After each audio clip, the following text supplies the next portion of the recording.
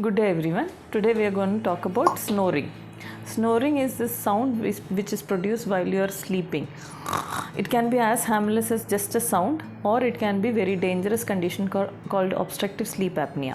Obstructive sleep apnea is a condition wherein there is a block in the upper airway which will prevent oxygen from entering the lungs, and if the oxygen cannot enter the lungs, it cannot reach your brain. So if this goes on for a long time, the brain gets deprived of oxygen, and afterwards the patient will have a mild awakening which he or she may not be aware. And when this happens, the brain will wake you up for a short while and make you take a deep breath, which may be noticed by the partners as sudden loss of breathing followed by a deep gasp like this in middle of the sleep. The patient may or may not be aware of this, but this is called a apnea or hypopnea cycle. Apnea means loss of breathing. Hypopnea means reduced oxygenation of the brain during breathing. The obstructive sleep apnea means there are a lot of these episodes of poor oxygenation of the brain during the sleep. This is dangerous on a long term. Why? Because our body needs sleep for its recovery and its repair.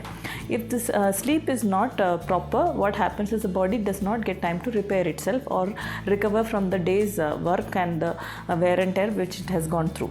So what happens when you don't sleep is you tend to age faster. All the metabolic activities will affect the body more harmfully.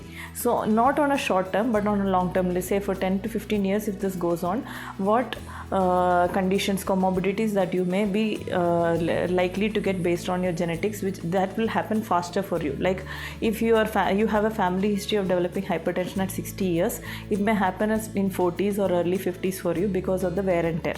So basically, the snoring and the sleep apnea will not allow your body to recover during the sleep, which is very essential, and this will cause more wear and tear and more comorbidities. This increases the risk of hypertension, increases the risk of stroke, heart attack, etc.